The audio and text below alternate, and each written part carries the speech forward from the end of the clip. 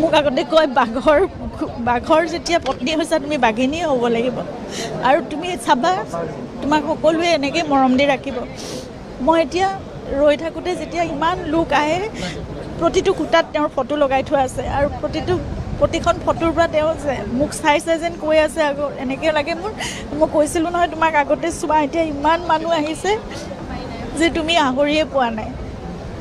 গতিকে মোক সেইখিনি শক্তি তেওঁ দি যাব। মই জানো তেওঁ এজন ঈশ্বৰ পুৰুষ আছিল। মইহে চাগে অকল মানে আমি চাগে ভাবিছিলোঁ এজন মানৱ মোৰ স্বামী হৈ আছে, পৰিয়ালৰ এজন হৈ আছে, এজন শিল্পী হৈ আছে, কিন্তু তেওঁ এজন এতিয়া ঈশ্বৰ পুৰুষ। মই জানো মোৰ প্ৰতিটো খোজ বাট মোক তেওঁ পোহৰাই লৈ যাব।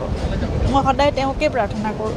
আমি তেনেকুৱা দ পানীত সাঁতুৰিবলৈ বা তেওঁ ভাগৰি যোৱালৈকে সাঁতুৰিবলৈ আমি কেতিয়াও তেনেকৈ নিদিওঁ।